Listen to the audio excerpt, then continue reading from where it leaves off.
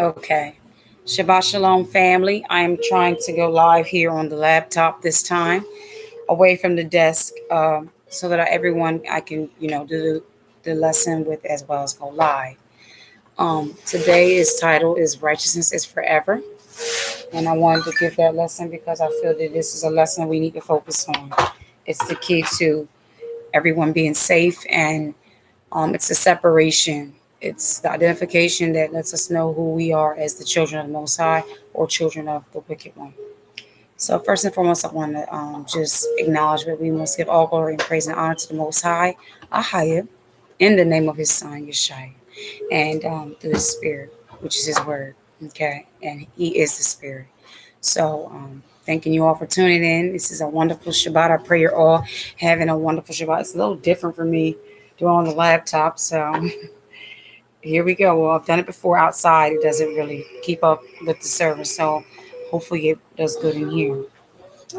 I wanted to start off like I did last Shabbat with Deuteronomy chapter 6, verses 4. And then I'm going to go down to verses 20. I'll just start down from verses 18 on to 25. But first I want to start with Deuteronomy chapter 6, verse 4. Hear, O upright. Ahaya our Ishiohim is Ahaya, Ikah, one, united. And thou and you shall love him, Ahaya, thy Ishiohim, with all your heart, and with all your soul, and with all your might. And these words, which I command you this day, shall be in your heart.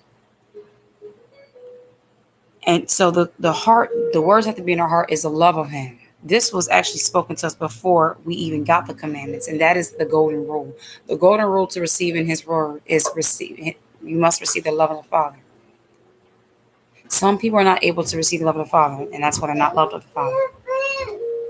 But receiving him is receiving and loving his word.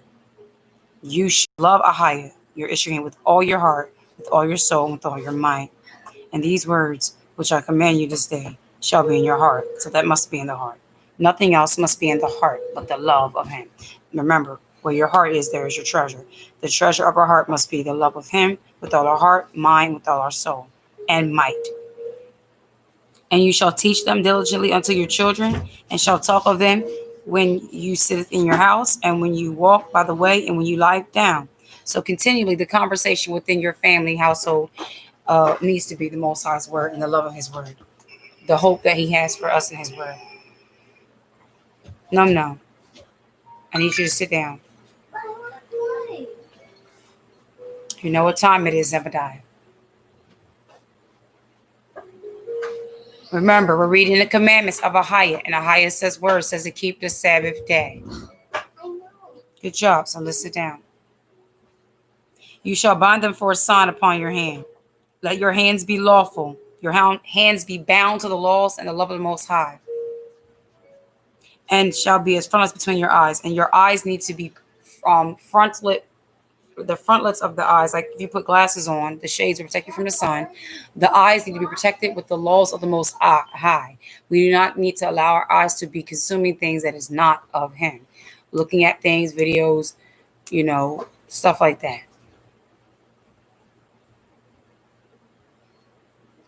Verse 9, and you shall write them upon the posts of your house and on thy gates. So the posts of your house, if your house, like house that's posted, is like the posts are the way the house is established to stand.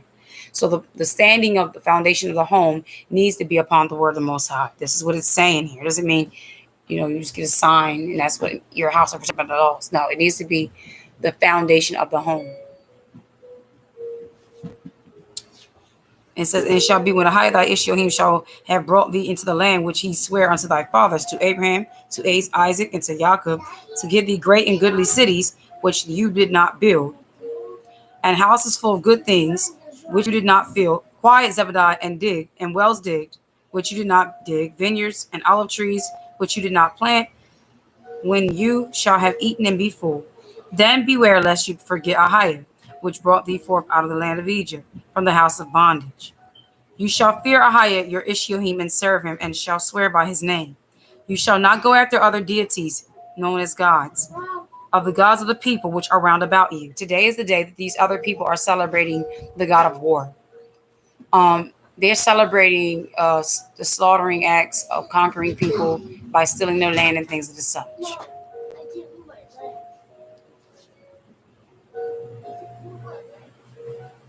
So I'm gonna need you to stop disturbing the word and sit and find someone. If you're cold underneath the air, go get another blanket. Turn the air off. Daddy said you can turn the air off. All right. Excuse me, family. So what's most importantly for us to understand is that there's two things going on. There's a kingdom of light and a kingdom of darkness. The kingdom of light is right now under the persecution of the kingdom of darkness. The kingdom of darkness is having its last reigning ruling time of foolery.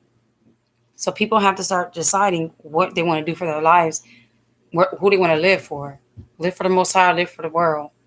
You know, it's absolutely sad because they don't really have much to celebrate. They're not independent. We're not going to get into that. Let's start with verse 18. Oh, no, I want to finish reading through this. Okay, so he said, beware of, first of all, I brought you out. Most High brought us out of bondage before. And so he delivered us mightily when he did that. And he gave us rules, the covenant. If we remember to come back to the covenant, he is able to also do the same thing he did before. Deliver us, heal our land, bring us to a place where we can be established with his righteousness and rule with his righteousness. There is now a meeting of Farrakhan going on right now on the Most High's holy day. And it's just quite sad. But as I watched this, I said, there's going to be another battle we have to occur because this cannot be. Unfortunately, people have to understand is that it's kingdom against kingdom. It's not just about color. And so we're going to read on. He said he delivered us. He gave us rules of establishments of how we were to be a nation. We didn't do it. After he gave us the things that made us fool, we forgot him. And he said, beware of that. What was the warning of that? Forgetfulness. Forgetful hearers. Captivity and bondage. The blessing was removed. Okay. Thou shalt swear by his name. Okay, he shall not go there. Verse 15. For Ahijah thy Ishiohim is a jealous Ishiohim among you, lest the anger of Ahijah thy Ishiohim be kindled against you and destroy you from off the face of the earth. We must always let that jealousy be the reason why we say, I can't do this. I'm sorry, I would, but I can't. I don't agree with that. I'm not down with that. And thou shalt, verse 17. No, verse 16. Ye shall not tempt Ahijah your Ishiohim as ye tempted him in Massa. So you can go back to the stories of Massa back in the wilderness. Read about how our ancestors. Oh, okay. Put that. Find the map. Okay, good job, baby. Can you finish listening to mommy do the lesson? Good job, because Ahijah's watching, remember? He's proud of you. Okay. Ye shall not tempt Ahijah. What is the tempting of the Most High? Fear. First of all, when you go into Revelations, it says all the fearful and unbelieving are the first ones mentioned that shall not see the kingdom of the Most High. The only kingdom they'll ever know was a kingdom of death in this kingdom. And that's a sad shame. They could have had the opportunity to see the kingdom of the Most High's life, eternal, but they chose not to walk in his ways. So we have to take heed to his ways. Let the jealousy let us know. Hey, our Most High is mono. He doesn't play that. We're at the, keep it moving. Oh, that's a beautiful view. I'm sure, beautiful view. That's a beautiful thing. Yes, it is a beautiful thing. And the Most High created that in Zebediah. On the seventh day, which is today, he rested from all this kind of creation. And he said everyone that his children are to rest as well. Okay? We're to rest. I just want to share that pretty view on the screen. That's right, beloved. Shh, quiet. All right. And thou shalt, verse 17, ye shall diligently keep the commandments of Ahijah your Ishiohim and his testimonies and his statutes, which he have commanded thee. And thou shalt do that which is right and good in the sight of Ahijah, that it may be well with thee, and that thou mayest go in and possess the good land which Ahijah sware unto thy fathers. So if we don't have goodness in the land, if we don't have goodness within our livestock and our fruit of our loins, it's simply because we don't have the blessing of the Father, the Creator. No matter what people try to call him or what ways try to go about it, if you're not keeping his commandments, you're not going to see his blessing. And one of his commandments is keeping the Sabbath day holy. He said, verse 18, and thou shalt do that which is right in the sight of Ahiah, that it may be well with thee. See, if you do right, which is righteous, it will be well with you. Zebediah. I'm trying to get my orange card back there. Zebediah, you remember the wrong thing, sweetheart. I'm going to need you to sit down. And when your sons or your children ask you, Yaldeen, come to you in time, asking, what mean these testimonies and the statutes and the judgments which Ahiah our issuing he commanded? In other words, Mom, why can't we do what the other people do? Or why are we having to do these days? Explain to them. We are a people bought by covenant to the Father. And our prophet named by Moses was, the messenger that the Most High used at the time to introduce to us the covenant at that time. Because from the times of Noah's sons, the Torah has been abandoned. So it had to be reintroduced to the people. Him saying, hey, let me try again these people and bring them to myself. And our people have, after wars, they begin to start filling themselves. And now here we are today and still in bondage and captivity, beginning to want to smell ourselves and feel ourselves and want to fight within our own mights without the strength and the might of the Most High. When the whole world and everything was established by his might, by the might of the Father. So there's no way in our might we can go against things that are against our might, established by the Father in the earth. Lest we have the Father with us. This is what this card. Okay, cool. May you please sit down and listen to the lesson.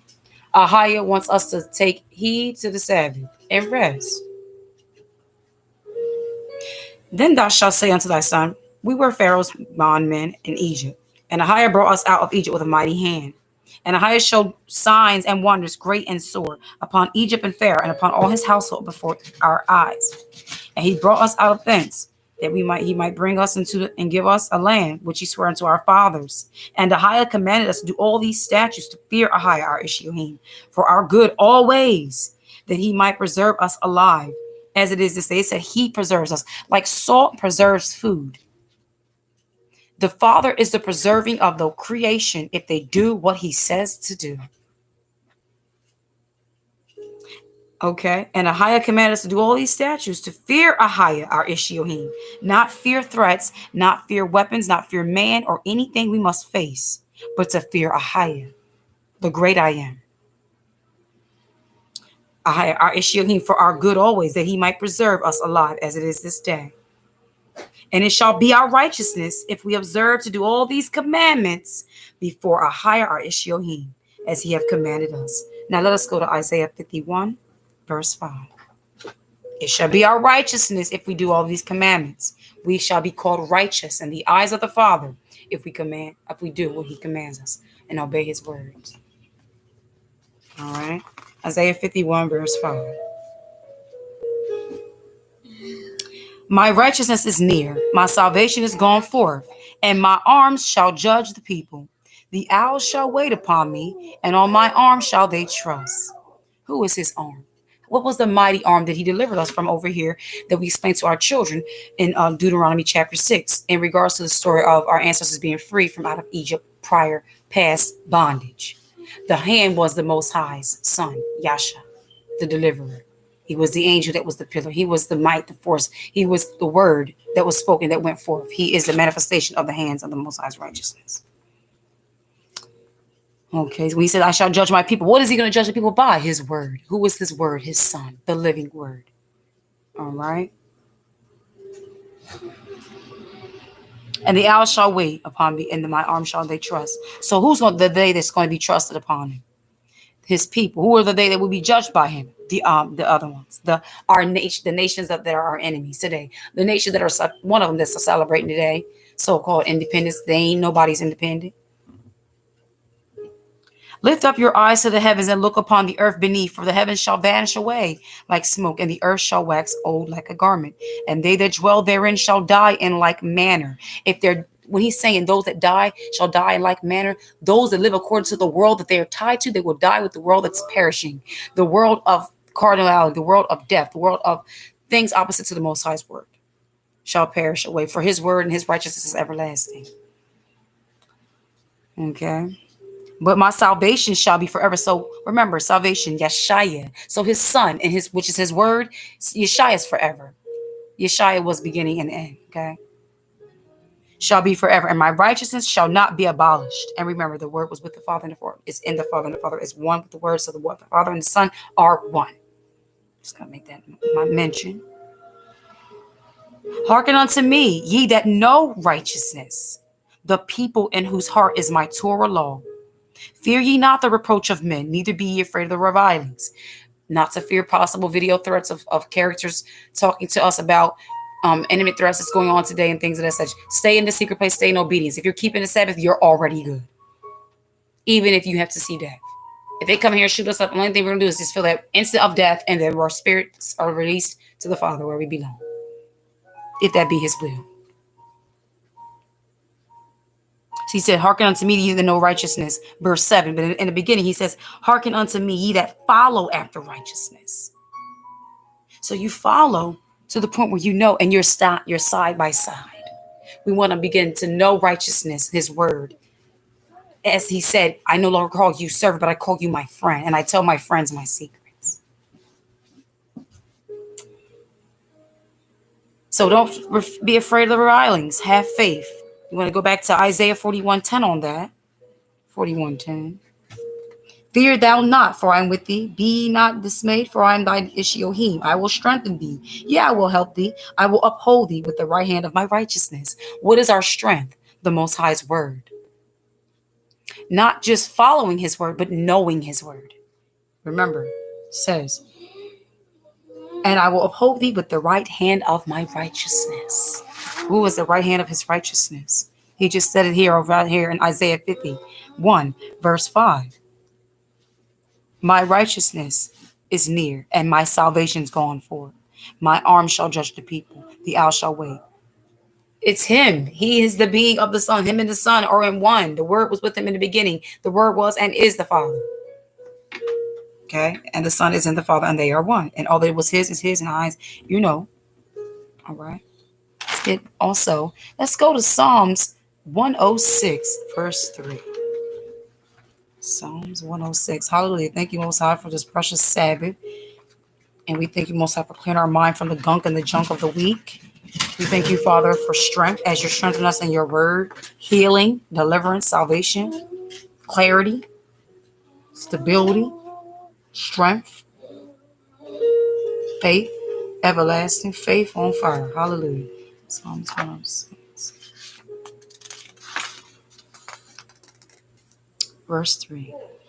Blessed are they that keep judgment, and he that doeth righteousness at all times. Why are they blessed?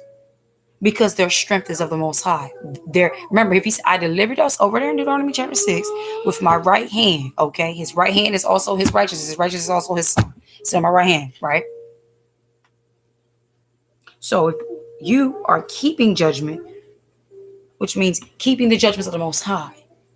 So when Most High sends forth a judgment through who? His prophets, of warning of what? Repentance, taking heed. Warning. That's the majority of what the Most High's prophets was about. Warning us of the Most High's judgments. Keeping his judgments is keeping yourself on the side of the Most High, that you will not have to fall victim to the judgments of the Most High's warnings. Because his warnings are not vain. He don't just pull out a gun and he's not going to shoot. The Most High is going to shoot. The Most High is a man of war. Okay. Let us also go over here to Isaiah 33, verses 15. I pray you're all having wonderful. I want to have a nice little song break at the end. Yes, Zebby. Just don't make no noise, son. And listen to the scriptures and let the word that's going forth feed your spiritual being and bring forth new life. 33, verses 15 and 17. He that walketh righteously and speaketh uprightly, like their Yasharon. He that despiseth the gain of oppressions, that shaketh his hands from the holding of bribes, that stoppeth his ears from hearing of blood, and shutteth his eyes from seeing evil. He shall dwell on high. His place of defense shall be in the minitions of rocks. Bread shall be given him. His water shall be sure. That's talking about the surety of the hidden place of the wilderness. He shall be kept. walking righteously, speaking upright. Do I have my that book? Darn, I think I left it at the desk. I don't have that book with me. That's okay. I was gonna read out of that book. Thought I did bring it. Hey Zion, you might want to get warmed up and go get me that book for me real quick, sweetheart. No. Zebediah, can you do it? Go in the office and get mommy the book that has a lion on it. And hopefully you can see it. That's true. Most High directing the young man to the book. In the office on the desk. Excuse me. Thank you. All right, 15 through 17. Let's get. Wait. 33. All right, Peter. Okay, 15. All right, let's go. Thine eyes shall see the king in his beauty. What king? The king Yeshaya. In his beauty, his glory. They shall behold the land that is very far off. They shall go into the land. No, it's something. No, not those, baby. Never mind. It's okay. I'll just carry on. Okay. Thine heart shall meditate. Thine heart shall mediate terror. Where is the scribe? Where is the receiver? Where is he that counted the towers? Thou shalt not see a fierce people, a people of a deeper speech than thou canst perceive, of a stammering tongue that thou canst not understand. Look upon Zion, the city of our Solomonites. Thine eyes shall see Jerusalem, a quiet habitation, a tabernacle that shall not be taken down. Not one of the stakes thereof shall be ever removed, neither shall any of the cords thereof be broken. But there the glorious Ahiah will be unto us a place of broad rivers and streams, wherein shall no galley with oars, neither shall gallant ship pass thereby. That is beautiful. But there the glorious Ahiah will be unto us a place of broad rivers and streams, wherein there shall no galley with oars, neither shall gallant ships pass thereby. That's good news. That means nobody will ever be coming from a far place to steal and bring us harm. Our waters will just be free of waters for us to just think about that beautifulness right there. The very intentions that the Most High created for us, He will give unto us. Hallelujah.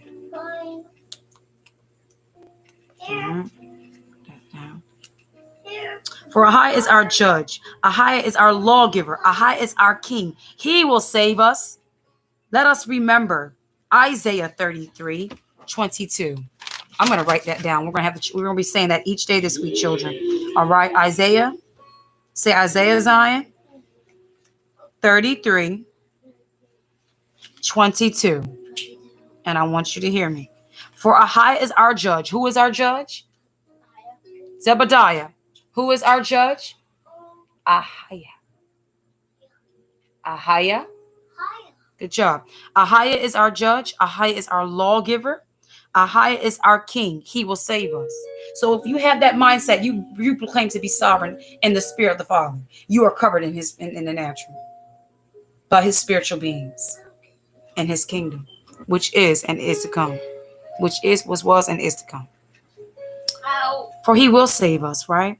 The tacklings are loose. They could not well strengthen their mass. They could not spread the sail. Then is the prey of a great spoil divided. The lame take the prey. And the inhabitants shall not say, I am sick. The people that dwell therein shall be forgiven their iniquity. The people that dwell therein shall be forgiven their iniquity. Those who are not forgiven their iniquity did not believe on the one who could who pardoned their iniquity. They did not believe on him. By his sacrifice, allowing that to purge their conscience of evil acts and deeds. We've got to say throughout our life, Father, give us the strength to conquer and overcome this flesh. Let me see the battle that's more important than the wars that they're talking to me about, the rumors of wars. The battle that was already won was the battle that we suffer with our flesh, but we have to walk in the victory that he's given us to overcome. And there is power given to those who walk therein. Hallelujah. Let's go to 1 Peter chapter 3:14. 1 Peter. Remember, we're listening to the mommy's lesson today. I was listening through mommy. Yes. What do you want? I make sandwiches. Hmm?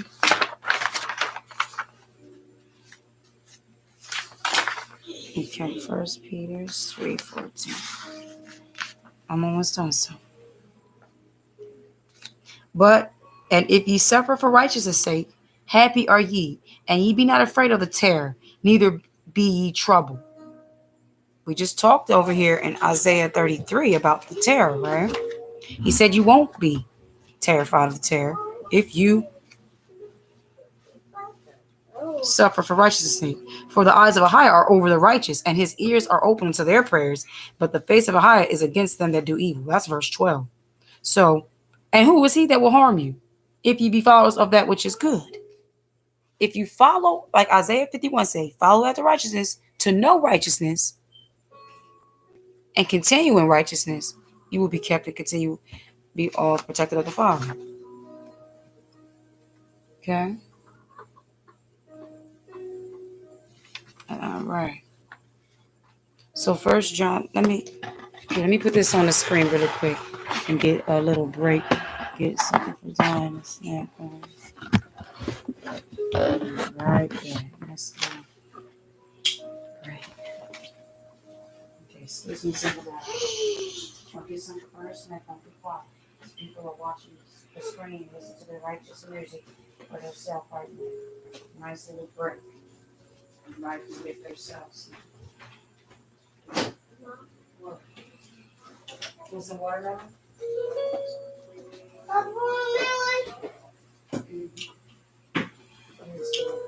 What's watermelon?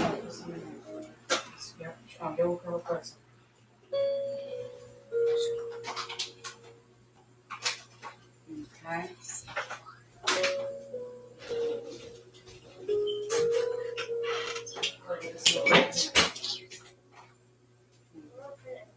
Well, that's fine. Whatever you want. Oh, excuse me, something. Gotta get time. Pretzels.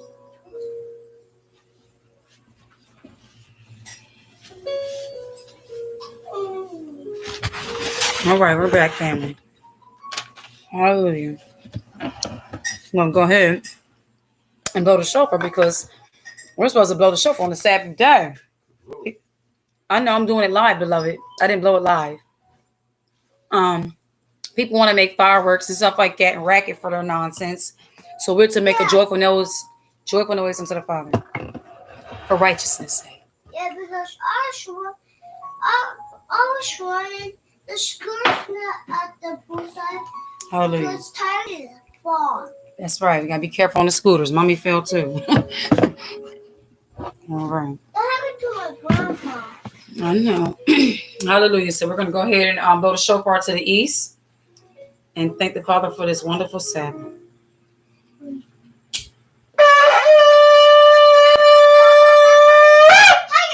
Hallelujah. That's right, Zebediah. Shabbat shalom to Ahiah. Shabbat shalom in his glorious in the name of his son Yeshua. And all the angels rejoice in heavens rejoice on this glorious precious day. Well, it's not glorious yet because the sun's not here, but he's in the midst of because he's in his people. Hallelujah. Because we see the words coming forth and manifesting people. Therefore, he is in the building. All right. He is in us. All right. We're just at 1 Peter 3:14. Okay, there's some more in 1 Peter's I'd like to read as well.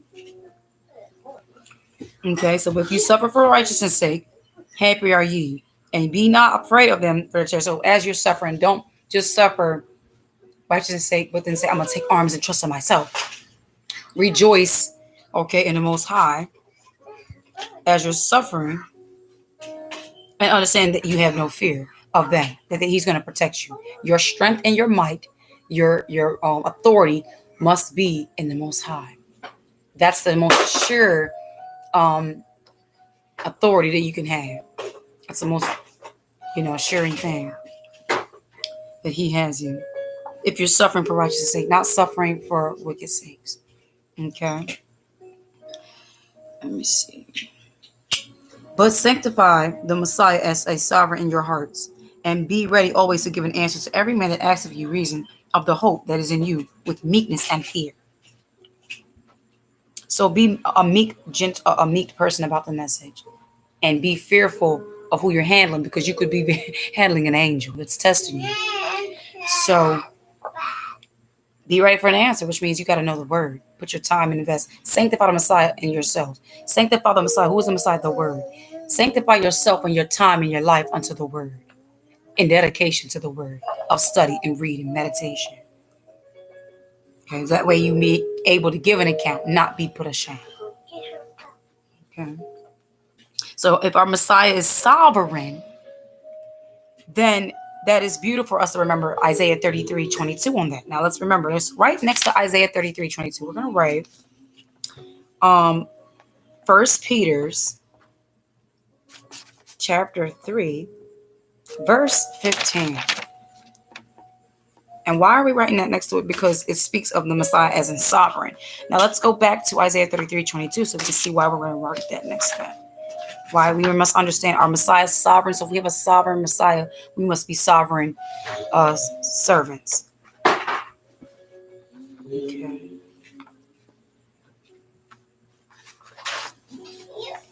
And our sovereign is not subject to the approval of this kingdom. It is within the word. We don't. So according to our book, we go by our book. We don't need their books to regulate our books. Okay, just keep that in mind. 33:22. For Ahai is our judge, Ahai is our lawgiver, Ahai is our king. He will save us. That is the reason why we sanctify ourselves to the Messiah. So if you want to start off in an elementary level, but not elementary, in a different approach for those who wants to ask you about the hope that you hold on to, children, sit down, listen, please. I want you to actually sit down and face me so that I know that you're listening. What is your hope, Zion? Who is your judge? Zebediah, who is going to save us? The higher? And who gives us the laws? The higher. That's right.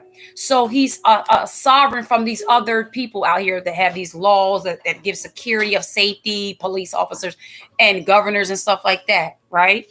Yeah. He's our king. He's for us. So we go by his book. So when those are asking you about the hope that you rely on, excuse me, baby, if I got too loud. The hope that you rely on, refer them to Isaiah 33. And you say, I can show you in Old and New. Isaiah 33:22. And he says, for the Most High is our judge, Ahai is our lawgiver, and Ahai is our king. He will save us. 1 Peter 3:15. For our sovereign, let's go back. I'm going to actually use my other Bible so I can flip a little quicker. 1 Peter 3:15. Okay.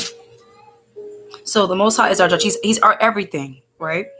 And who is he? His word too is also him, because it's his word that speaks, it represents him. It's how he feels. It's his attitude. But sanctify the Most High Ahai, which is his word, in your hearts, and be ready always to give an answer. So when people say, oh, you want to become sovereign or a secure party creditor, you got to know the stuff to be ready to give an answer, because if you go wrong about it, you might look dumb. Well, the sovereignty that was and liberty that was given to those that want to be sons and daughters of the Most High by being born again, by being adopted through the Spirit and obedience, and also of water, being born of the water and walking in the word. They are the ones that will see the land, that will walk therein. A purple shirt. Hey, I'm still having a lesson. I need you to sit down, because we're going to be start slowly. We're done. We're about to be done with chips this week. We're going into a whole new. Hey, Zion and Zebediah. Thank you, Sister Yasmin Lee. Shabbat Shalom and welcome. Yes, and we're going to go back to Isaiah 33 right now. Yes, thank you, sis. So we want to start with Isaiah 15. Well, let's actually start at 14. Isaiah 33:14. The sinners in Zion are afraid. Fearfulness have surprised the hypocrites. Who among us shall dwell with the devouring fire? Who amongst us shall dwell with everlasting burnings? I'm going to need you to sit down before I get that paddle. You want that spatula? Sit down. So when the fire comes, which is supposed to refine the gold, those who have been tested and tried and true, or going to be tested and tried and true at this moment, tribulation, Romans 12:12, patient and hope. Mommy, I just want a purple shirt. Zebediah. I'm trying to have a purple buckle of shoes. Tell him to come here. Zion, come here. You're being a disturbance and you're not doing what you're supposed to be doing. So it says the sinners are afraid. So when you read the precept for the fearful, unbelieving, shall not see the kingdom, it's the sinners. I need you to sit down. Share with your brother. You're being selfish. I want you at the table. I know you're not eating in the office. So where's the chips at? No. Being selfish. Sit at the table. No, and share. Those are not all yours. I said share. Don't make me have to get the spatula. Excuse me.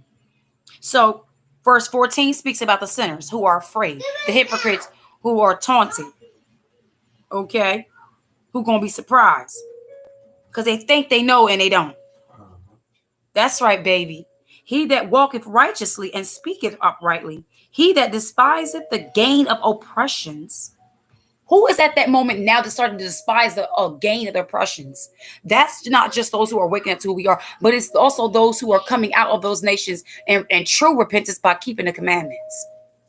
Saying, I don't want to be a part of this no more. I don't want this. I don't want to be a part of this nation's agreement. Just like we had to come out of it ourselves and repent. When he told us, come out of it, my people, and receive not the sins, which is tied to plagues. Those that walk righteously and speak uprightly and do not, they despise the gain of oppressions. The gain of oppressions, the gain, which was the wealth of our oppressors. I mean, the wealth of our ancestors going through the oppression in this land. You can't even be bought. Shaking hands from the holding of brows. See how it ties to that? It ties to that. Soon you speak of despising of the gain of oppressions, which means I'm not a person that would even really be satisfied with a reparations check, because that's being content with the wealth of oppression, because it's the gain, the monetary gain in their kingdom.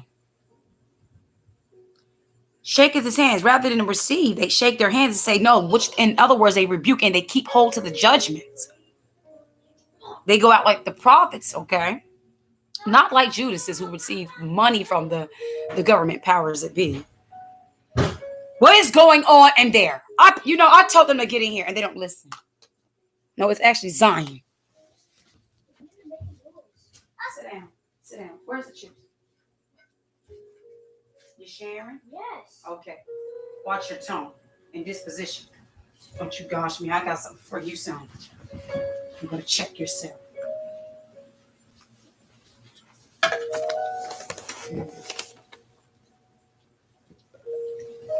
Ooh. All right. Pardon me. Okay, we're back. All praises. All right. So you want to be walking righteously rather than walking like a sinner. Because the sinners will be afraid. They're going to be overtaken by fear, because fear is the opposite of faith. And it's a spirit given by their father. Because the Most High hasn't given his children a spirit of fear, but of power, love, and sound mind.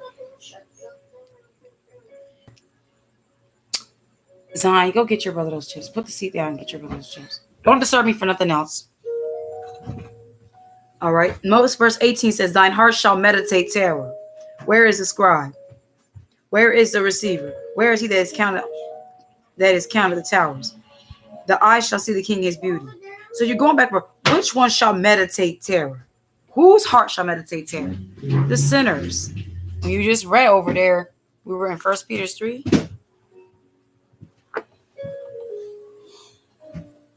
It's Peter 3:15. Sanctify the Most High in your hearts and be ready always to give an answer to every man that asks you the reason of the hope that is in you with fear and with meekness and fear.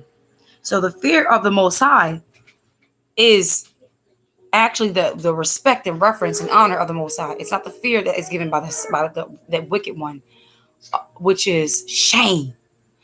The fear that comes by sin gives you the feeling of shame and condemnation. Fear of the Most High and righteousness is, I know him, and I'm not going to do that. I'm not going to tempt him. Like we were just reading Deuteronomy chapter 6. All right. No. Thou shalt see a fierce people, a people of a deeper speech. Right. Thou canst perceive, of a stammering tongue that thou canst not understand. Sit down and get something together. Zebediah, what is the problem? He handed them to you. Them are not choosers or crackers or veggie crackers, which are better. Eat those.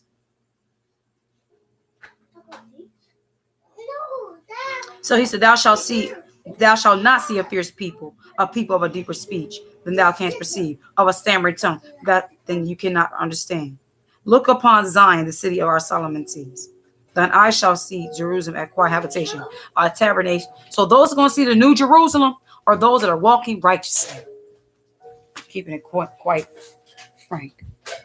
Let's go to 1 John chapter 2. 1 John chapter 2. You all right? What's the problem?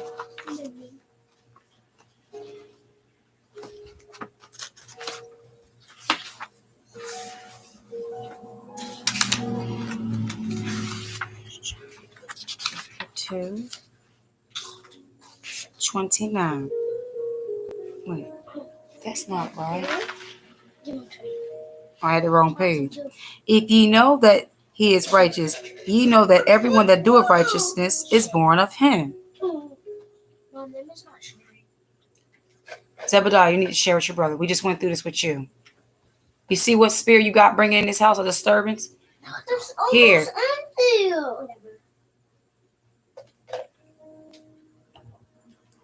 Do you know the Most High? Does he like the little children to cause disturbances on the Shabbat?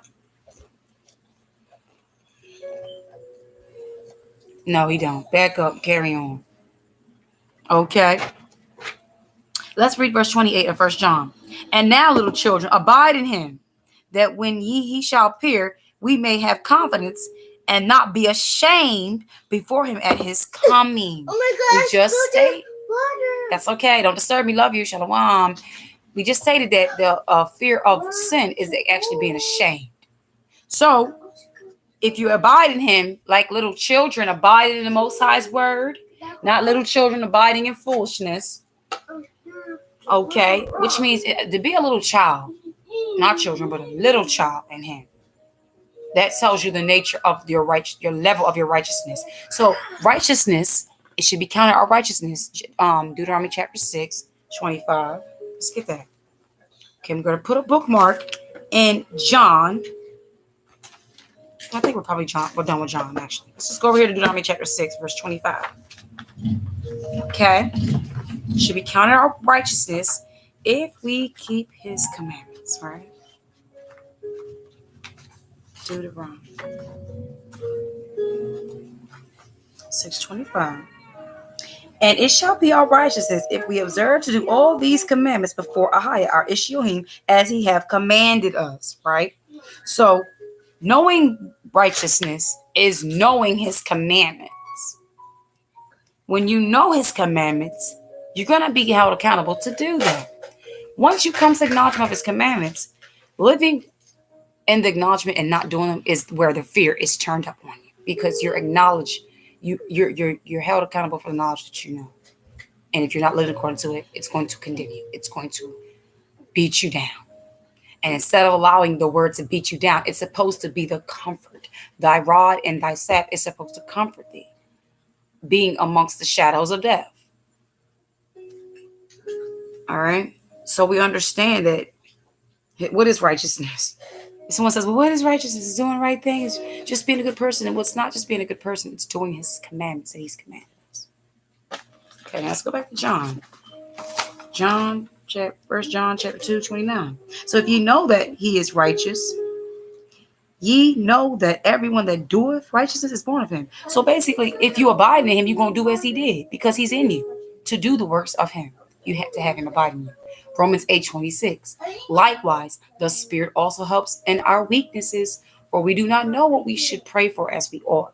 But the Spirit himself makes intercession for us with groanings which cannot be uttered. So when we're in prayer and supplication before the Father and groaning and moaning, it's just sometimes saying nothing. The Spirit can communicate in that thing. It's like language ain't gotta be on everything. Language is not tied to spirit. Spirit don't speak language that mind understand.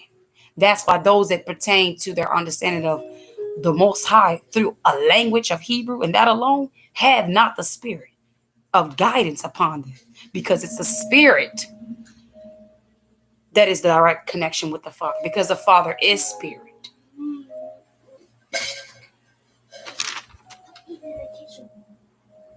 Let's go to, so we're going to be born of him. So people that say, I'm born of the Father. Well, then how are you with righteousness? 1 John chapter 3:7. Go on over. 3:7. Little children, let no man deceive you. He that doeth righteousness is righteous, even as he is righteous. So a person can't deceive you in what they talk about, what they know about righteousness. It's what they do, the righteousness. Are they doing it?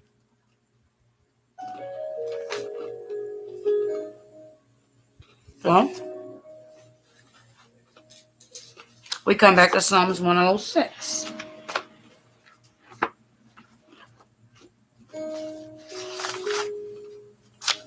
Now we're going to go in our book.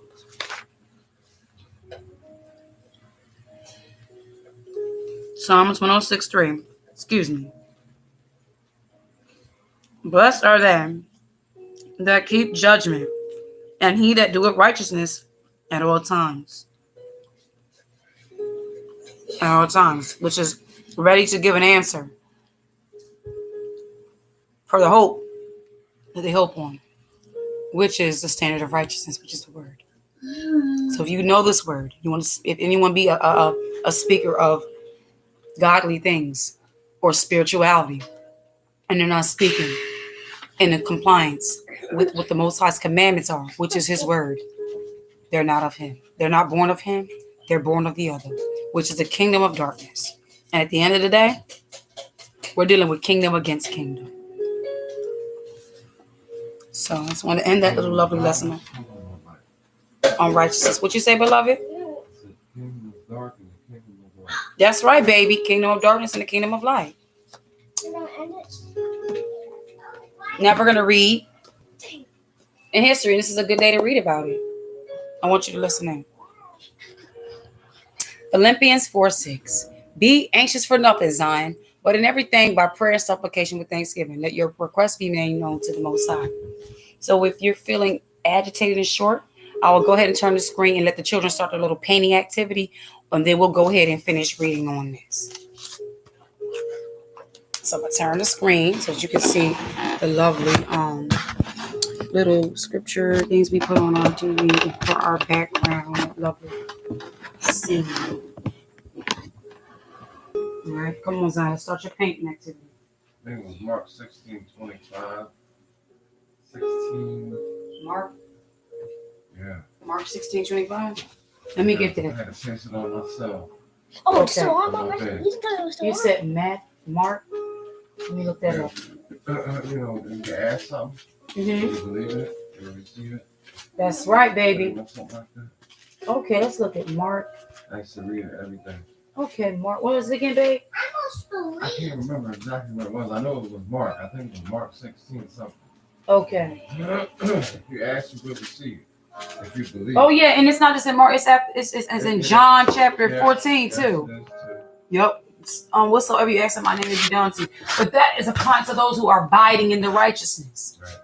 and He abiding in them, and that are doing what He said. And that's why I tell you have to have those that are walking righteous have the authority and have ability and have power. Those that don't, they walk in fear and torment. That's right. That's the word. And that's the lesson that we're working on today. Come on, Y'all. All right, Zion. Go get a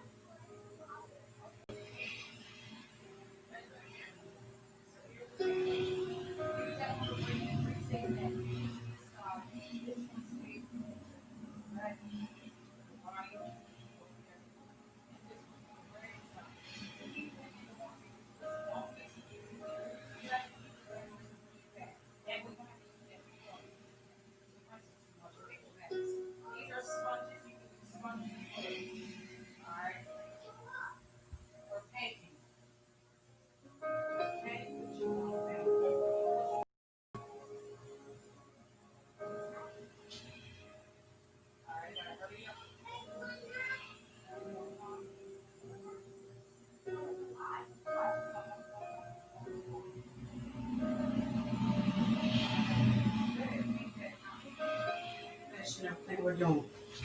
All right. We're back, family. Thank you for your patience. Hallelujah. Have the little ones in the room doing the activities right now. They're doing a painting activity, reading, reading this book. I wanted to read that. I wanted to read one more thing out of the scriptures.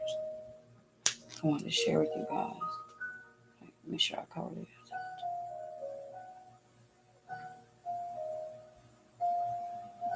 Okay, did that. Yeah. Covered it.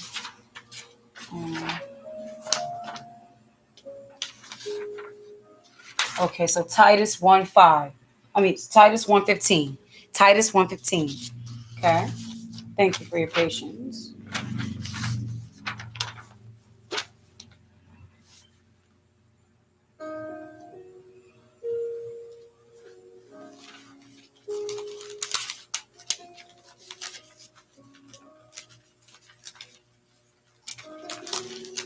Praying that you all having a wonderful Sabbath. How y'all doing out there?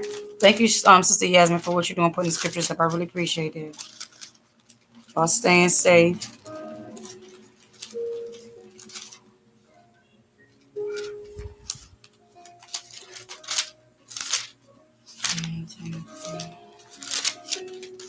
Timothy. Titus is after Timothy, if you're wondering. All right, Titus chapter 1:15. Okay. Unto the pure all things are pure, but unto them that are defiled and unbelieving is nothing pure. But even their mind and conscience is defiled. They profess that they know the Most High, but in works they deny him, being abominable and disobedient, and unto every good work reprobate. So we have to understand, this is the reason why these people are not like, those are the ones who are not upright. Okay, so those that don't do righteousness, they do the acts of defilement, reprobation, rebellion, disobedience. Okay, let's start with let's read.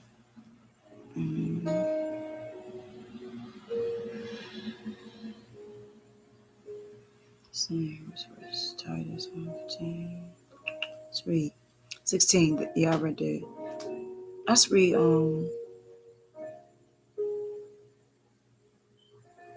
yeah, verse 13. That's what I was. Thank you, Father. Oh, he's just so awesome. All right. Starting off with verse 12 or verse 11. For the grace of Ahiah that bringeth salvation. Remember, he said, "My righteousness is near, and my salvation has gone forth. Have appeared to all men." So, who is the salvation? What has appeared unto all men? The testimony being true and coming forth. The Son becoming flesh and dwelling amongst us. The Word, living Word. Okay, have appeared to all men, teaching us that denying ungodliness, godliness, and worldly lust, we should live soberly, righteously, and godly in this present world, looking for that blessed hope and the glorious appearing of the great Ahiah and our Savior, Yeshua, the Anointed, who gave himself for us, that he might redeem us from all iniquity and purify unto himself a peculiar people, zealous of good works. These things speak and exhort and rebuke with all authority. Let no man despise thee. No man despise thee. Of your zeal for the Father while you're in righteousness. Awesome. So let's go on to our little book, The Hidden Heritage. All right. We're going to begin with now chapter 5. Excuse me, I got some pain in my fingers, which will be, we are all living as in one house. By late 1837, the U.S. noose was tightening around the Seminole neck, but the nation showed no willingness to surrender. Those most determined to resist gathered around Osceola and Wildcat. Still other Florida Seminoles, Africans, and Black Indians set up their own communities. As they concluded, the United States was untrustworthy. Some escaped to islands in the Caribbean, where slavery had been abolished since 1834. That's a consideration. Islands. Others remained in Florida, and today some of their offspring claim the peninsula, belongs to them. The descendants of the inhabitants who never surrendered. Conclusion of the Seminole Wars. In the final months of the Florida effort, General Jessup resorted to a full-scale deception and hostage seizures, and by the fall of 1837, he had captured King Philip and his black Seminole son, John Philip. This brought forth King Philip's key son, Wildcat, to negotiate, riding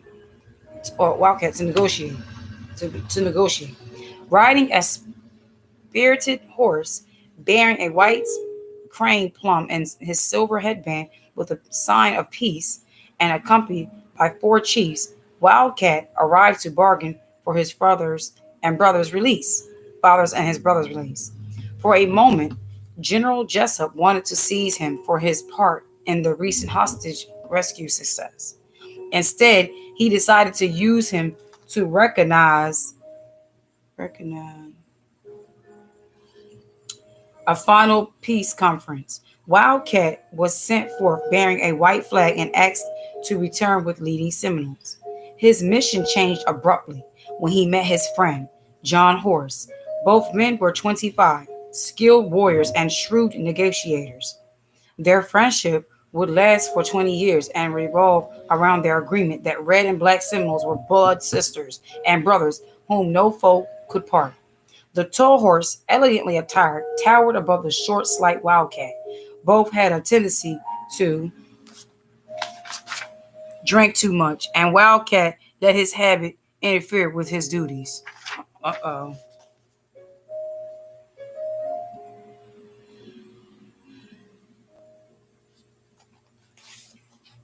So the first one is the Kukachi or Wildcat became the center of a red and black Seminole resistance to U.S. plains. So that's his picture right there. And then the picture here would be John Philip, the son of King Philip, who tried to rescue his father and his brother, which is John Horse or Cahor, joined forces with Wildcat as his black sub chief, and together the two men led militant Seminole forces fighting the United States for 20 years. Fighting led Seminole militant forces fighting the United States for 20 years. So Wildcat drank too much, and he let his habit interfere with his duties. Two men saw there was something wrong with asking Seminole leaders to parley with the foe that did not keep his word. John Horse suggested that he alone should go to Fort Peyton to negotiate, and Wildcat agreed. Horse was able to greet Generals Jessup and Hernandez to agree to holding the Confederate near a Seminole camp. His own betrayal upset Jessup, wrote in his diary that whenever John or Horse Cavallo was foul play might be expected. Cavallo was, so wherever John Horse was, foul play was to be expected. Then two generals conspired to seize the entire Seminole peace mission. The Seminoles arrived with many leading figures, and the 70 hostages they promised Osilia was wearing a brightly colored outfit of a blue shirt, red leggings, and a red print shawl around his head, neck, and shoulders. General Hernandez, something like what Peter Pan probably, I don't know. General Hernandez suddenly ordered the chiefs to deliver all the Negroes taken from U.S. citizens at once. He made no mention of the releasing King Philip and his son.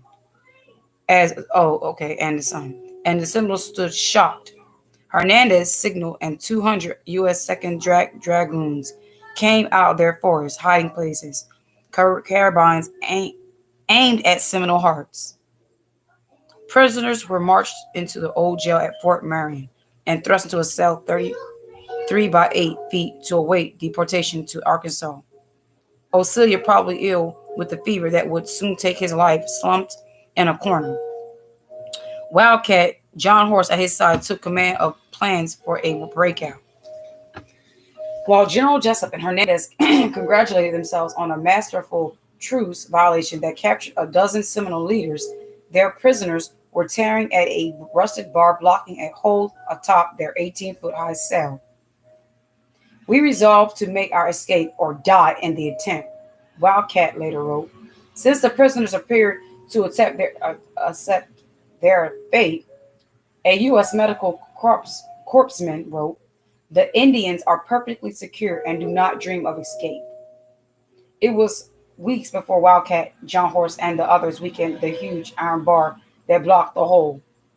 So they was going at it for weeks. They wasn't giving up. At 34, his life slipping fast, took no part. When a delegation of Cherokees came in to convince the Seminoles to surrender, Osilia weakly waved no. During this time, Wildcat's youngest and oldest brothers were also captured and thrown in the cell. So the Cherokees, that's why their names are so mentioned. I got Cherokee, because they were the little nice ones, the little lovey-dovey. Let's not fight. Let's be friends. Tribe. Okay. Finally, the bar. Okay, did I get there? Finally, the bar was loosened, and one night, 20 Seminoles, including 2 women, were led to freedom by Wildcat and John Horace. For 5 days, Wildcat recalled they lived on roots and berries. On the 5th day, they reached friends who supplied them with food, clothing, and new weapons. I'd rather be killed by a white man in Florida than die in Arkansas, Wildcat later wrote.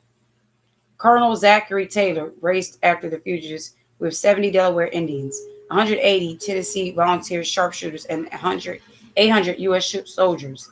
By the time Taylor's huge force approached Lake Okeechobee the day before Christmas, dozens of Seminole warriors were hiding in all tall grass or perched in trees. The first shot had hardly been fired when the Delawares deserted. Tennessee riflemen plunged ahead, intending to wipe out the Seminoles, and the withering fire brought down their commissioned officers and then their non-commissioned officers. The Tennesseans fled. When the U.S. regulars were ordered forward, pinpoint, accurate fire brought down, according to Colonel Taylor, every officer with one exception, as well as most of the non-commissioned officers, and left but 4 untouched. Knowing they were no match for hundreds of soldiers, the Seminoles retreated to waiting canoes and made their escape. On Christmas Day, Colonel Taylor counted 28 U.S. dead and 112 wounded, only 10 Seminoles dead. The strongest country in the New World had received a stunning defeat at the hands of a small band of black Indian guerrilla fighters. The Battle of Lake Okeechobee became the most decisive upset the U.S. suffered in more than 4 decades of warfare in Florida. But since the Seminoles had finally abandoned the battle scene, Colonel Taylor claimed a victory. To seek revenge, a furious General Jessup mounted up.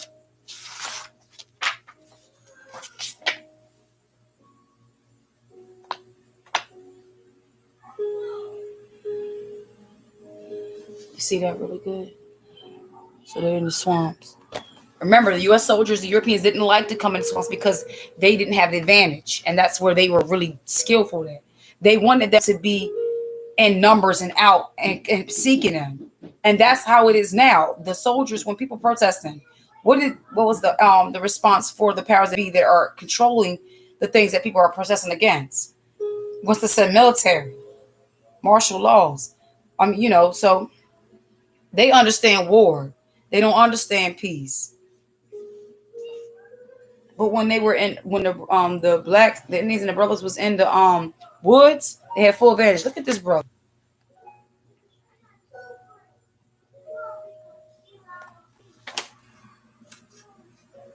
Florida Maroons continued to battle slave catchers and the U.S. well into the last century, and some never surrendered their Peninsula to foreign rule and rolled his troops out. But okay, so I skipped it on me.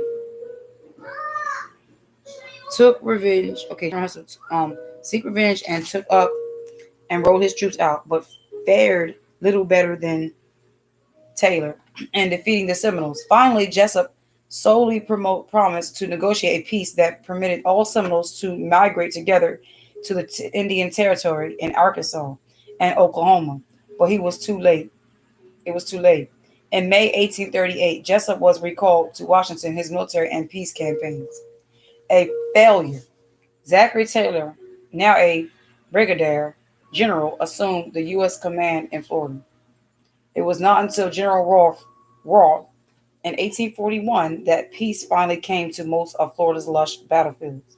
10 resolute Negroes with the knowledge of the country are sufficient to desolate the frontier from one extent to another, General Rolfe was told.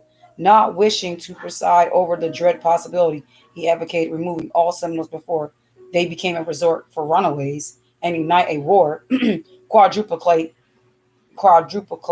in time and treasure than that now wage.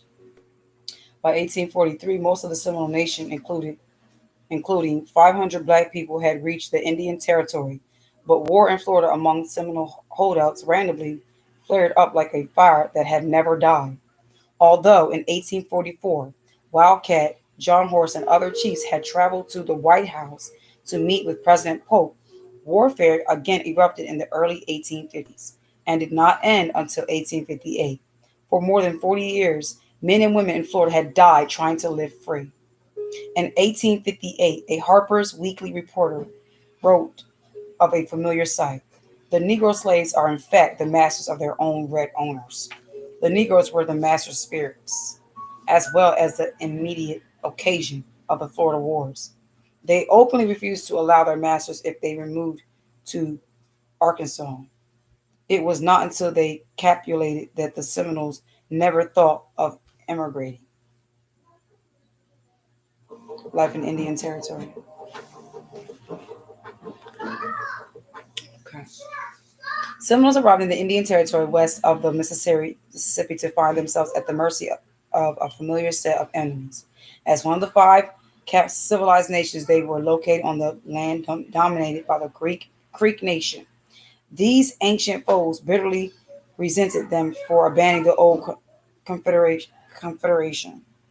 Surrounded by Creeks, Chickasaws, Cherokees, Choctaws, and whites who practiced a cruel bondage over black people, Seminoles felt pressure at every turn. So the majority of the Seminole tribe were those were like willing to, fight.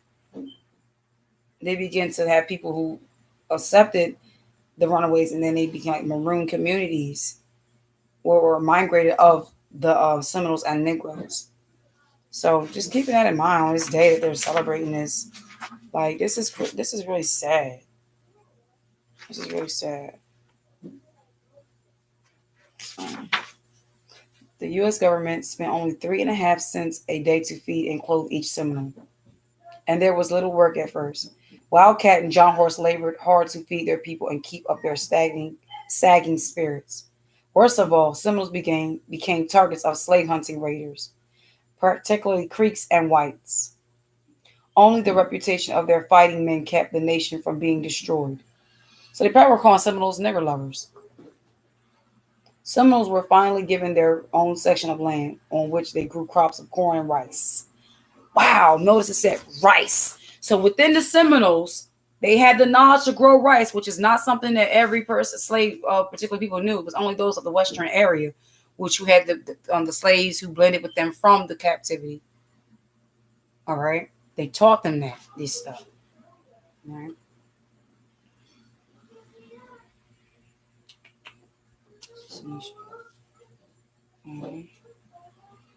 What's that? What this next thing?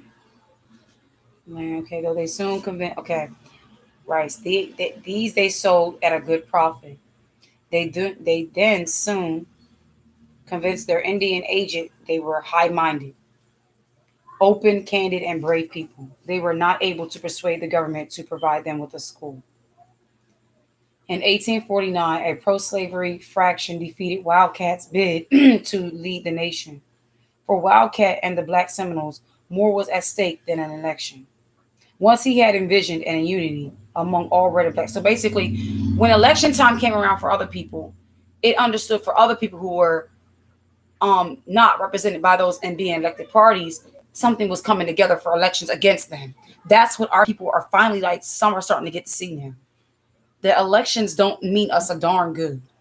It doesn't matter how you vote. If you think you're voting someone that would do the right thing by us, it doesn't need to have a person. And our Mashiach is not going to represent us in this kingdom, in their, political realm. He's not going to play their games. In 1846, Wildcat visited Texas 3 times to meet Kickapoos, Lepenas, and Apaches, and Tawahas to discuss his plans. They had listened politely and had not turned him down. 2 years later, Wildcat had urged the materialistic Plains nations to join his Seminoles against Creek, white, and other slave hunters. Good. They did not offer to help. Little more is known about this grand design. than that Wildcat hoped to establish a military colony for oppressed Indian and black people. He wanted to recruit from the 5 civilized nations, from Texas, Arkansas plantations, and perhaps elsewhere. Once his movement gained momentum, historian Kenneth W. Porter has written, Wildcat's ambitions in some respects exceed those of King Philip's, Pontiac, and Teshume, for he envisioned a union of half a dozen linguistic groups and 2 races. In late 1849, the Wildcat Seminole Party received another blow.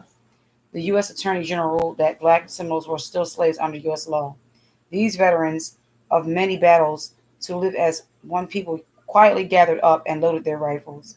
Chief John Horace founded the town. Notice, right after the election, he said they're what? Still counted as slaves. So, y'all, guess what? When a new president come in and you still a slave and they don't acknowledge you as a man, you don't give a... Then you're going to what? You're going to really see those little phony false hopes that they can possibly pass out? Talking about this one Democrat. I'm so tired of hearing the name Democrat and Republicans. Even the mentions of them and the concerns thereof. I am so tired of it. People need to come back to the covenant. In late 1849, the Wildcat Seminole Party received another. Okay. So the U.S. Attorney General. So who is the U.S. Attorney General? Basically, the president. So the president back then ruled that the Indians and blacks were still slaves. So, like they said, y'all want to take down these monuments? How should your attitude be when you're dealing with money? Just to get by and do what you need to do and have no love or respect for it. As I just showed someone yesterday, the devil's face is on that, and the reptilian skin, and the deities they trust in. Their treasury notes are telling them. Their treasures, their notes of treasury is tied to, it's not backed by nothing really. Our notes of treasury, which is the scriptures, is tied to treasures in the Shamayim. All right. So Chief John Horace founded the town of Wewoka. Moved his families to the Wukas, moved his families there and had his crack scouts patrol his boundaries. Intruders, including any who demanded surrender of slaves, were turned away. The final blow for the Wildcat Band came when Creeks and U.S. whites demanded that black Seminoles surrender their guns.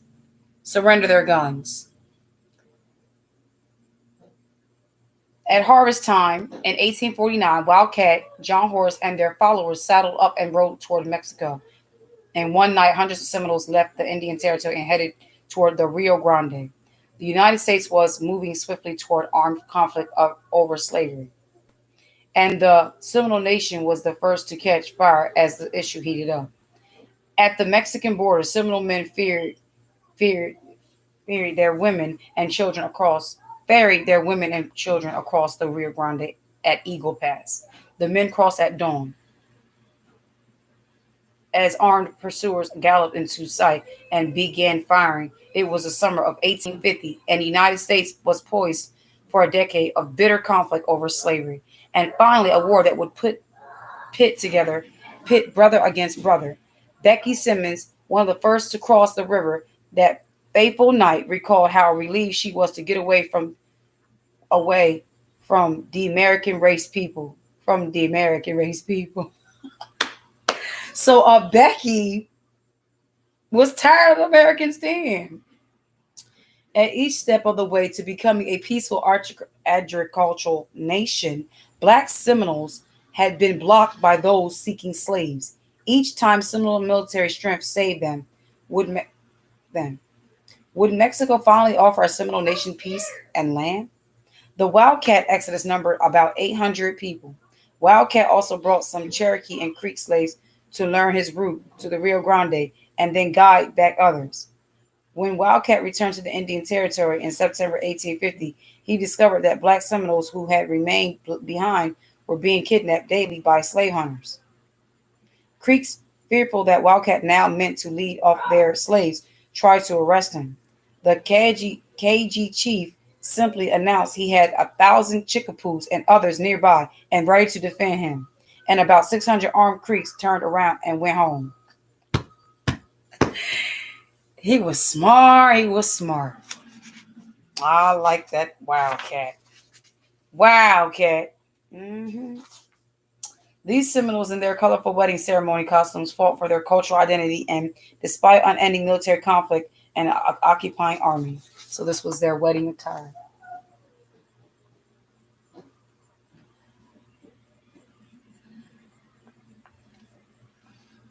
Okay. Wildcat negotiated for his sovereign nation with President Santa Anna of Mexico in return for Mexican army pay and some farmland for their families. Seminole men agreed to serve as military colonists along the turbulent Rio Grande border. They dug at a Cuchala province. Wildcat located below Piedras Negras and John Horse above it. Their young men became part of Mexico's armed forces, and Wildcat was appointed to a judge and commissioned a colonel. Seminoles arrived in a country that had ended slavery in 1829 and had welcomed slave fugitives ever since. Some 3,000 U.S. blacks lived peacefully in Mexico, most of them far from the Rio Grande border. Periodically, slave hunting poses plunged across the river to seize black people for sale back home. Some Mexican politicians conspired with these desperados the better to finance their political campaigns. So it was always these Judas type people selling out those who was trying to help those to get freedom. It was always them kind. That's why in this to this day in history you find in Mexico history of those who were keeping Torah. Just said that 1829 had welcomed slave fugitives ever since. Mexico had welcomed slave fugitives. U.S. blacks lived peacefully in Mexico, most of them far from Rio Grande border. Periodically, slave hunting poses plunged across the river to seize black people for sale back home. Some Mexican politicians conspired with these desperados the better to finance their political campaigns. Seminole families had hardly settled down when in 1851 U.S. outlaw John Rip Ford rode into Mexico with a band of 400 men. The Most High sent his word, "Oh, my people live as pilgrims on the earth." If you are people having to live like this, you're seeing it. You're seeing what history will do, has done, and what it will do again. Seminole families had hardly settled down when in 1851 U.S. outlaw John Rip Ford rode into Mexico with a band of 400 men. Wildcat and John Horse were called upon to drive out the bandits, former Texas Rangers, and unemployed Texans. Unemployed. That's why a lot of these they said there's been a lot of recruits to the KKKs because there's a lot of people in America are unemployed. So they just bored. They got some mischief they want to get into. Want to help somebody hang somebody and stuff like that. 60 unemployed Texans. 60 Seminole fighters drove back the Texans without a casualty. It said 60 of them took back 400 men. Is that not saying the same when it came to David and them, our ancestors drove how many men? 60 Seminole fighters drove back the Texans without a casualty. Please, Mexican officials, thank the Seminoles as faithful and useful in military operations and complimented them as industrious workers. Remember they used to toss that? They weren't slaves, they were industrious workers. They tried to make them slaves again. You're going to fight our battles and be our warriors. And now they're like trying to treat them like barbarians. It's like the Florida State using the Seminole image right now, I feel it is absolute mockery as I'm reading this book and learning through the history of what it represents. And the Redskins. Relations between Mexico and U.S. were uneasy and the borderlands dangerous. When John Horse rode to U.S. Fort Duncan to reclaim a horse, he was seized and thrown out by laughing U.S. infantrymen. That year, when the chief was wounded during a shootout at Piedras Negras, he was handcuffed and dragged across the border by U.S. riflemen. Wildcat ransomed horse for $500, paying in gold stained with blood. Wildcat and John Horse worked hard at building good relations with the Mexicans. Black Seminole Rosa Fay remembered John Horse would never even let the little children fight with the Mexican children because he said, when we came fleeing slavery, Mexico was a land of freedom. and Mexicans spread out their arms to us. When Mexicans found fault with the Seminole failures to follow Army or orders, they had a point. Wildcat and John Horse regularly discarded orders they considered wrong. Mexican officials complained about Seminole lack of discipline and attention to their authority, but they found this unruly strike force was always triumphant. As Seminole fighting men achieved a reputation far and wide for toughness, new recruits, slave runaways from Texas. Do you understand how the curse of the instability that was prophesied to the tribe of Reuben, how you're seeing the Seminoles and their instability as they lived? As Seminole fighting men achieved a reputation far and wide for toughness. What's going on?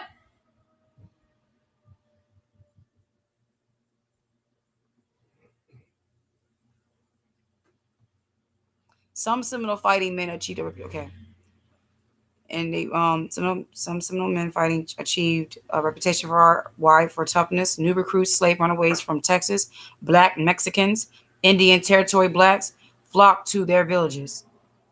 For the nation's elders, the dream of a farming community still remained the great goal. In 1855, another white invasion force crossed the Rio Grande and captured Piedras Negras. Worried Mexican officials asked Wildcat and John Horse to assist the Mexican army. The U.S. forces became blotted up in the city and got a hotter reception than anyone planned when Piedras Negras caught fire. This band of slave hunters, desperados, and young men out of four were lucky to escape back across the Rio Grande. They better be glad. In 1856, the issue of Seminole refusal to take sides in Mexican politics came up shortly. The ruler of Cuchola ordered John Horse's troops into combat against a political rival. Horse refused. Rosa Fe remembered his position. Here we are, John Horse would say, all living as in one house. How can I take up a gun and kill you? Who are we? Who are my brother? Or how can I take a gun for you and kill that other man who was also my brother? To explain his decision, Chief Horse led a delegation of Seminoles to Mexico City. It was not treason, he said, but neutrality that guided Seminole thinking and action. Neutrality. So the Seminole was neutral. He was like, just like with Reuben, when they were trying to put Joseph to death, it was Reuben, the eldest one, that said, no, let's not do that to our brother. Let's be neutral. Let's be fair. We know we don't like him, but let's not kill him. It was not treason, he said, but neutrality that guided Seminole thinking and action. He had the Seminoles were reprimanded for failing. So he said they were reprimanded to render profound respect to the public authorities and to obey their orders. But they were also excused from taking part in our political decisions. Chief Horse's considerable diplomatic skills proved as effective as his military ones. He did not know then that within a year he would need all his personal strength as well. In late 1856, the U.S. declared that Seminoles were not a part of the Creek Nation, subject to its laws, but independent. This was a signal some of Wildcat's band had been waiting for, and they packed up their Indian territory. Black Seminoles who would never return to a land of bondage remained with Wildcat and some of his followers in Mexico. Then in January 1857, nature dealt the remaining Seminoles a cruel blow when smallpox swept through their villages, leaving 50 dead. Panicky men and women fled to the woods and hills while others prayed for deliverances. For some, it was a signal that Mexico was more dangerous than the United States. Black Seminoles with an African immunity were spared, but the plague carried off Wildcat at 45, whose force and wisdom had held his nation together. Becky Simmons recalled the mourning of her people. Later, Wildcat took sick with the pox, and he died. We all was crying for we done lost him. We were so good. So they saying that Becky Simmons was a Southerner. We done lost him. He was so good. We was a crying for we done lost him. He was good. After Wildcat's death, his remaining red followers began to trickle back to the Indian Territory. The Black Seminoles were now alone. Becky Simmons, remember, John Horse became our next head man, but them others been gone back to the territory. As soldiers guarding the Rio Grande against rustlers and assorted desperados of every shade, the Black Seminoles rolled up an impressive record. In 20 battles, they captured 432 horses and mules and killed 38 intruders. Not a single Seminole was killed or wounded. Some consider this a miracle.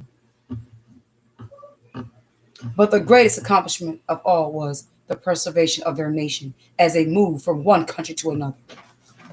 If the prophecy was spoken that they would be unsettled, that no matter what, if they kept their mind right with the Father, he would keep them.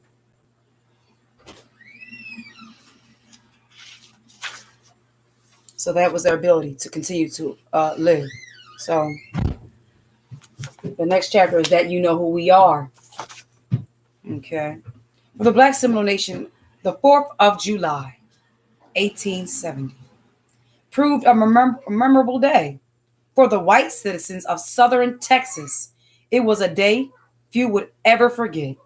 Scores of shabbily dressed Seminoles, some on horses carrying infants, and others on foot with their belongings and children, arrived at U.S. Fort Duncan, led by Snake Warrior, sub-chief to John Horse. They were the first 3 waves of Seminole immigrants to arrive from Mexico over the next 18 months. The U.S. Army had sent Captain Frank Perry to Mexico to negotiate an agreement with the Black nation in return for its young men serving as scouts for the Army families would be provided with food, necessities, and eventually some good farming land. Eventually. The most remarkable fact is that a Black nation negotiated its entrance into the United States by formal treaty. Then it arrived intact as a nation together with its reigning monarch, Chief John Horse. For both Seminoles and the U.S. Army, this could not have been an easy decision. Black people were voluntarily returning to a country that enslaved their ancestors and then sent armies to crush those who fled their chains. On the Army side, it was hiring men as scouts whom it could not defeat in a century of warfare. What crucial changes had taken place by 1870 that would make allies of 2 sworn adversaries? First, the Civil War had ended slavery in the United States, and now Black people were forever free. 3 amendments to the Constitution promised equality to ex-slaves, and Black men were voting and being elected to office in Texas and 9 other southern states. You see how Texas is such a main focus on here? Pay attention, family. So 4th of July was a day where the Blacks were trying to come in through treaty to become sovereign as nations, but other people were celebrating, but to the whites, they were celebrating conquering them. Curse this day. Curse this day. The U.S. Army faced hazardous problems in Texas, and the Black Seminole fighters were a powerful answer. Its 4,612 soldiers and officers had to protect 267,339 square miles of mayhem and guard a restless Rio Grande border. Comanches, Kiowas, Apaches, and various U.S. and Mexican bandit gangs could outride and outfox the army almost every time. Worse, still after each surprise, the army failed miserably at locating or inflicting much damage on their highly mobile foes. This was more than a military problem. For politicians, back home victories in the West made good reading for voters, and defeats were intolerable. The army had a civilian problem as well. Behind their blue-coated backs stood hostile, unreformed Southern rebels who hated the sight of Yankees and their uniforms. When bluecoats battled their Indians or outlaws, it was unclear which side white Texans would cheer. Somewhere out there in the front of the frontier, U.S. Army forts stood groups of cagey native desert fightings and soldiers in blue could not detect, track, or defeat.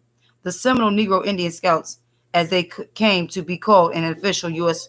records, were hired to even the battle odds, to battle the odds. Major Zenas A. Bliss, desperate for good scouts, sent Captain Perry off to Mexico to sign up these peerless warriors. Seminoles remembered signing this treaty with Perry, but the piece of paper, which soon became a bone of contention, disappeared. The black Seminole people arrived on the U.S. side of the Rio Grande like typical immigrants, hoping for their share of iron pots, warm blankets, and good rifles, like most could call their own, like most immigrants to the U.S. They penned for a piece of land they could call their own. Perhaps they assumed that since the U.S. government was prepared to treat them fairly, so would its citizens. They tried to wash the evils of the past from their mind so they would be prepared to enjoy the American dream. Texas, as a hotbed of secessionist, racist sentiment, was not about to open its arms to a fiercely independent black Indian population. People of their color had recently been a salable item in Texas, and most whites regretted this was no longer true. But here was an arrogant, ragged band of black Indians asking to be treated with respect. This proved too much for white Texans. The Texas borderlands in the 1870s boasted a savage bloodletting all its own. Discharged Confederate veterans, furious about defeat and emancipation of their slaves, were still armed and dangerous. Unemployed, they easily became desperados, spoiling for a fight. This was not a land for the faint-hearted or for families with women and children. The infamous Kingfisher outlaw gang dominated the Eagle Pass region near Fort Duncan. Cattle rustling was big business in those parts, and John King Fisher, had handsome and suave, became the most significant political figure in the region. He was not a man you wanted to harbor an active dislike of you. Almost from the arrival of the Seminole Nation, Fisher decided to challenge Chief John Horse and his men. His gang may have served as a violent cutting edge for those whites who wanted the land Seminoles had settled. Though they did not suspect it at first, this last great effort by the black Seminole people to find peace and land had entered an explosive phase.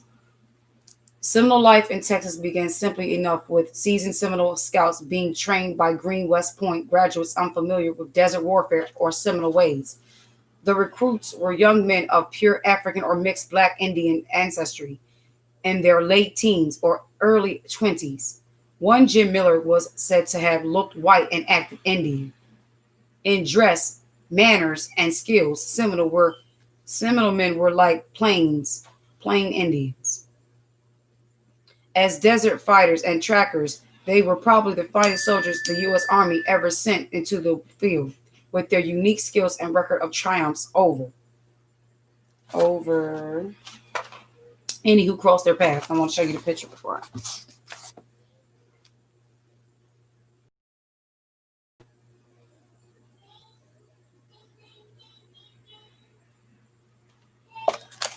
All right. So in this 1889 photograph of some Seminole Negro Indian scouts shows both older retired and new recruit. That's what that picture was.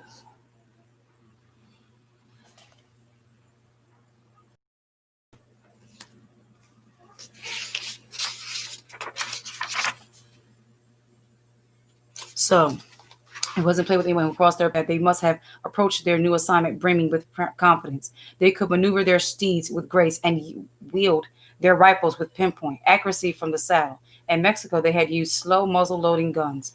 Now, the U.S. handed them Spencer carbines and then the fine Sharps carbines that allowed for smoother, faster loading and firing than any they had ever seen. The first Seminole Army tensions began during basic training as white officers tried to impose discipline on these young veterans. These were not eager and experienced recruits ready to swallow the Army's many rules and regulations. Their monarch had negotiated their hiring as a representative of a sovereign nation. They expected respect for their For their white officers, shock probably came the first time the scouts lined up. Facing the army, officers were not neatly dressed, obedient raw recruits, but scruffy men shorting Indian war bonnets, sometimes with buffalo horns. Buffalo horns, like ram horns. Wow. The earliest army reports praised the scouts' fighting abilities, but both bemoaned their appearance, very poor, and their clothing good enough for Indians. During training period, Chief John Horse and his military commander, Snake Warrior, tried to mediate between their scouts and their army brass. The task of finding an officer who could command them and gain their respect was not solved for 2 years. The job was finally handed to a young white lieutenant from New York, John L. Bullis, a man of striking contradictions and an unconventional soldier. He proved as tough as his men. Bullis was a Quaker who enlisted as a Union private in the Civil War. As an officer, he volunteered to lead black troops. Now filled with traditional Army training, he was picked to command the most unorthodox fighting force the U.S. had ever handed rifles. Clearly a man willing to charge uphill, Bullis had married Alicia Rodriguez, a Mexican woman, in Texas, and in 1872. This was considered an outrageous as leading black Indians. The strong relationship that developed between the short, slight, weary officer and his scouts made their work unusual, effective. Bible in hand, Bullis was invited to Seminole villages to perform marriages and baptisms. Since their own marriage probably did not win them many friends at the fort, the couple may have spent considerable time with the Seminoles. Oh. On the trail, Bullis and his scouts quickly became a fighting force, bold and loyal, risking death for each other. Scout Joseph Phillips recalled the relationship in the woods. The scouts thought a lot of Bullis. Lieutenant Bullis was the only officer that ever did stay the longest with us. That fellow suffered just like we all did out in the woods. He was a good man. He was an in-zone fighter. He was tough. He didn't. I'm just stuck on that in-zone fighter. How do you say in-zone? He was tough. He didn't care how big a bunch they was. He went into them every time, but he looked out for his men. His men was an equality too. He didn't stand and say, "Go yonder." He would say, "Come on, boys, let's go get him." Under Bullis' careful guidance, the Seminole Negro Indian Scouts drove their incomparable skills into the battle against crime in Texas. They could pick up a trail 3 weeks old, track foes who believed they had eluded all persuaders, and then surprise a target when least expected. On the trail, they lived by uncovering hidden springs and eating the rattlesnakes they caught. Eating rattlesnakes. They also remained alive by keeping a sharp eye on with each other. On April 25th, 1875, Bullis Sergeant John Ward, Trumpeter Isaac Payne, and Private Pompey Factor were tracking a party of 25 Comanche rustlers. They came on their quarry and 75 stolen horses near the Pecos River at the Eagle's Nest. With a daring that bordered on foolishness, the 4 men challenged the 25. When the Comanche realized they faced only 4, they charged. A weight? Babe. Right. No, threw the weight at Zion's shoulders. No. Yes, I'm gonna have to get them off here. Off the line. Let's see what's going on. You first said you were hungry. You were supposed to eat watermelons. Gave you occupation, but now y'all fighting. Here's something to keep you sitting here, baby. Come here.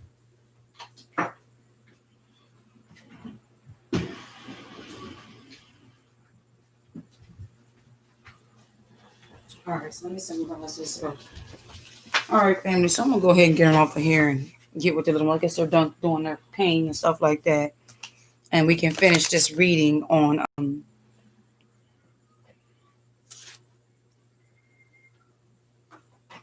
Nope, don't do nothing now. You have to get on off of here now and go handle them young men. Huh? I have to go. I got to go up here and go handle them now. Said don't do nothing now. Then now, don't do nothing now. Don's up there. He done already hit him back. So we're going to finish. I think we're at this one. I ain't done. Window Comanche rounds. Who's not done? They're up there fighting. Shalom family. Do nothing now. This is ridiculous.